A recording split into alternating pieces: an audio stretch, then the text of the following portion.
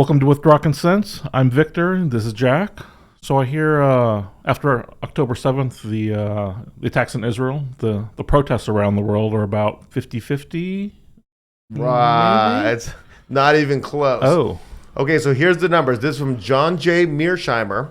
This dude's super respected. He's a leading scholar of international foreign relations.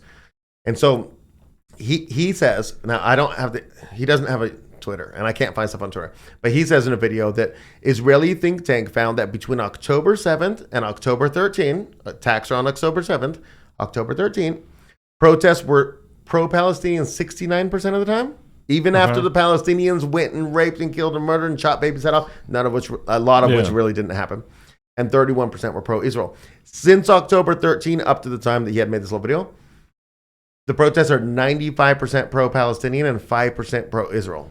Okay. As Israel bombs the Gaza Strip, and there's over 20,000 civilians dead in the Gaza Strip, according to Palestinian sources.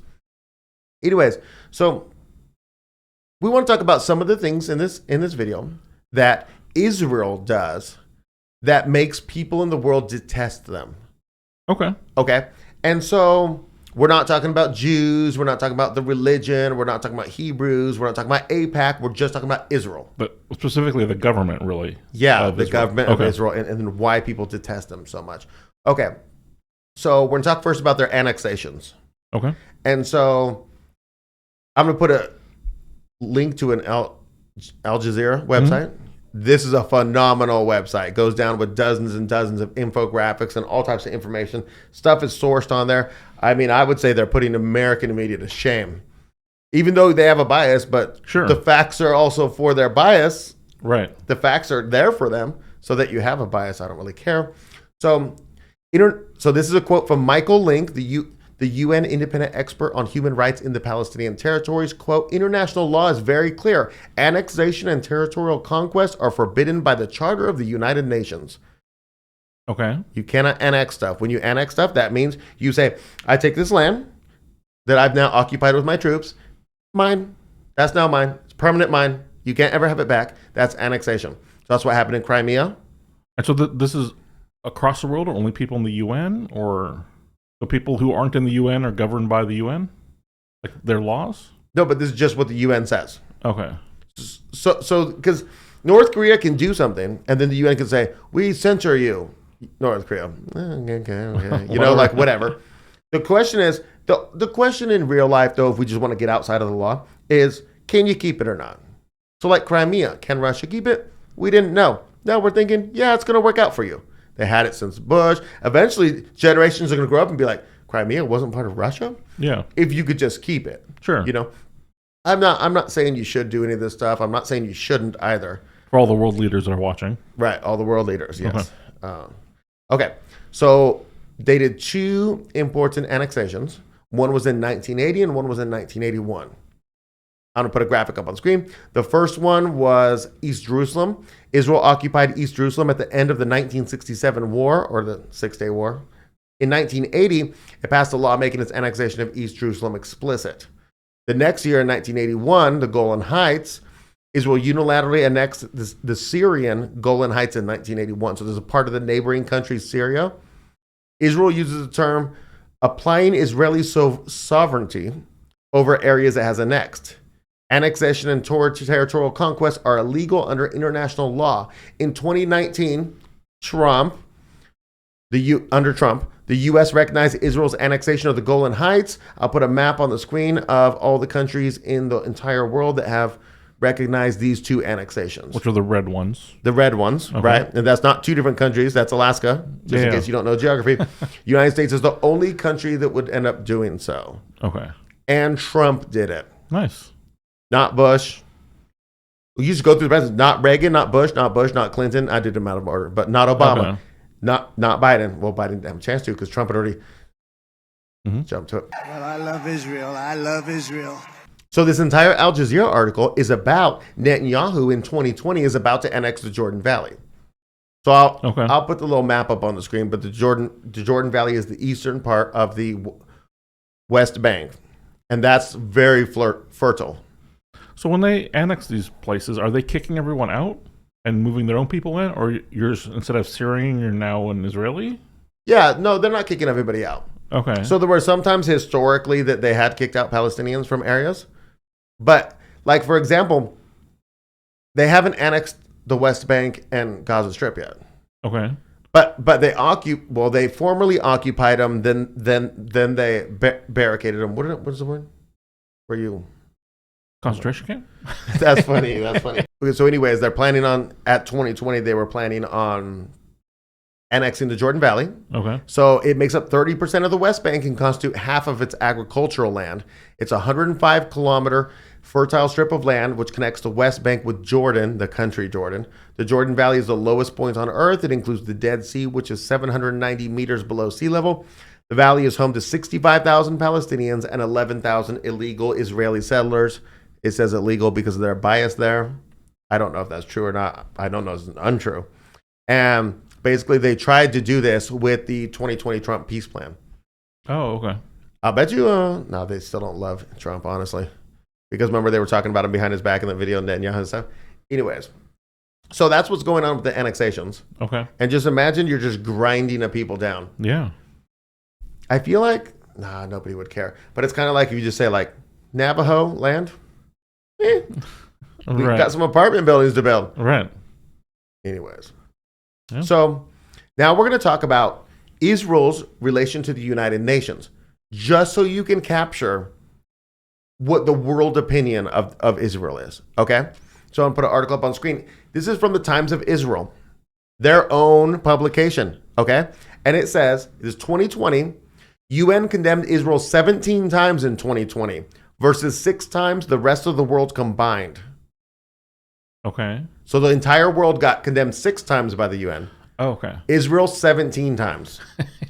Gotcha. 1 each condemned the regimes of North Korea, Iran, Syria, Myanmar, and 2 were on Crimea, which was seized in 2014 by Russia. And then 17 on Israel. In 1 year. In 1 year. Now, the Times of Israel is reporting this like, look at this anti-Israel bias. They're promoting this. Like, look at how many times they're condemning us because, okay. So in 2020, so it was 2020, 2022, UN condemned Israel more than all other countries combined. The General Assembly approved 15 anti-Israel resolutions last year versus 13 resolutions criticizing other countries, according to a tally by the pro-Israel monitoring group UN Watch. So 15 for Israel, 13 for the world. Russia was the focus of 6 resolutions condemning its invasion of Ukraine. North Korea, Afghanistan, Myanmar, Syria, and Iran, and the U.S. were hit with 1 resolution each. So imagine Russia illegally invading Ukraine. It's like partial Korea and partial Ukraine. Oh, I heard Kuwait in there. Oh, okay, get some of that too. No, they're invading Ukraine. It's not legal. You could say, well, they were justified depending on your position. Whatever. It's not legal, though. It's not legal just to invade people. And they got, what did I say, 4? Yeah, they got 4. Oh, no, they got 6. They got 6 resolutions, and Israel got 15. Amazing, right? 2023. What is the result of these? It's just letting the world know that you're terrible countries. Oh, okay. You just don't want to be in the list. Gotcha. So the U.S. got on the list, in 2022, didn't get on in 2020. So it's supposed to be a shame thing, but then Israel spins it as, well, you just hate Jews. Yeah, it's just bias. Okay. It's just bias. I mean, we did all those things. Great. Yeah. But yeah, we're chosen. Okay. 2023, because we've wrapped up 2023 now, Israel condemned by UN twice as many times as the rest of the world. The Jewish state was a target of 14 General Assembly resolutions. The remaining member states, including authoritarian regimes such as North Korea, Russia, Syria, and Iran, were denounced only 7 times. The United States was also condemned for its blockade of Cuba. We have these things, the axis of evil and all this stuff, and they're nowhere near the production level of Israel. Right. Yeah, one of the problems with the current axis of evil is they're just not doing enough evil things. Like we're the good guys. Yeah, we're doing all the evil things, and it's like, but axis of evil, step it up. You know what we should do? We start making up stuff about them. Oh, that's World War II. Okay. Just spoil the entire plot. Or every war. Yeah. Or everywhere. Yeah. So anyways, that's my presentation. It's short. Okay. Annexations. The UN. I'm just interested in getting to the bottom of these different things. Like, how much does all the world hate Israel? Well, and for decades, I'm like, why does everyone hate us? This is why they hate us. Right. Look Or at the one of map the of the green reasons. and the red. Right. Right. We're not on the right side. Yeah.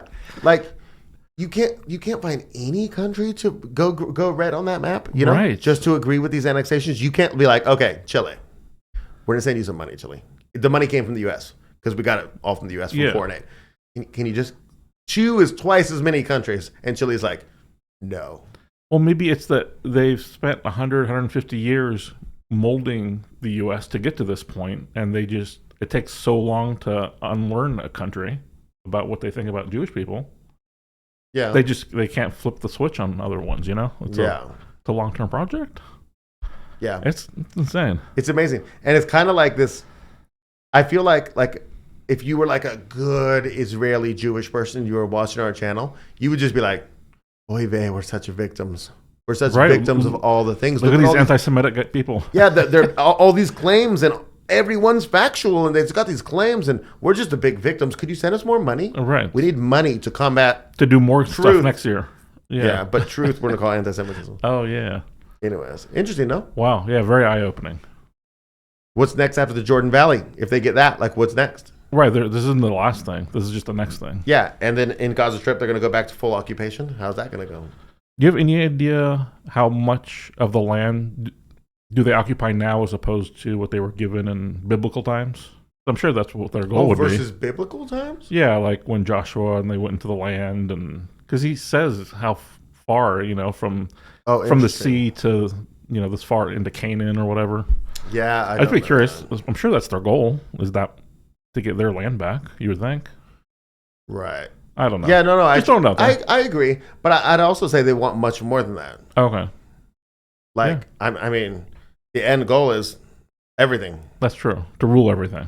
Yeah, which is an amazing for 16 million people, less than 16 million people. Right. It's pretty amazing. On a little sliver of land. And if people just do nothing, it'll work out pretty good, I'll say. Yeah. So we're gonna add one clip in here because I came across some information. Okay. Right. I was watching PDB podcast, and he had Bassem Youssef on there. And he made the claim that of the United Nations Security Council, the United States in the Security Council, of 88 vetoes, they used how many for Israel, on behalf of Israel, out of 88? Okay, so over the course of their entire time. Oh, this is the history of the Security Council? All of our vetoes that we've used. How 88. Many out of 80? I'm going to say at least half. I'll say 40? 56. Wow. 56 out of 88 for Israel. Okay. Now, let me tell you what you're going to do. You're going to go Google this, and you're going to say we're wrong. Because if you ask anybody on the internet, it's only 34. Okay. But what they're saying is 34 major resolutions have been vetoed by U.S. on behalf of Israel. I said how many total of our vetoes were used on behalf of Israel. Couldn't prove Youssef's 56. So the second to the last reference below is going to show you in 2021, we were at 53. Oh, okay. And then I got an article, the very last reference, 53 for Israel, the very last reference listed below is from the end of last year. So it's December 8th, 2023. The U.S. vetoed a popular ceasefire resolution on behalf of Israel so they could keep killing the Palestinians. Of course. So that's at least 54. I can't prove it. I looked hard. I couldn't prove it's 56 of 88. Or in the neighborhood. At least 54, we'll say. So I think that's pretty amazing, right? Yeah, definitely. Okay. America first. Right, clearly. Right. Hopefully you learned something on this. That was very interesting and just another example of how we're the worst or we're teamed up with the worst. Teamed up with the worst. Definitely on the wrong side. And, man, still just such shattered picture from what I grew up believing the United States was, and the realization of what we actually are it's rough, man. Yeah. Not a great thing. Yeah. Love to hear your thoughts below, either pro or against what we said, and hopefully you enjoyed it, and we'll catch you next time.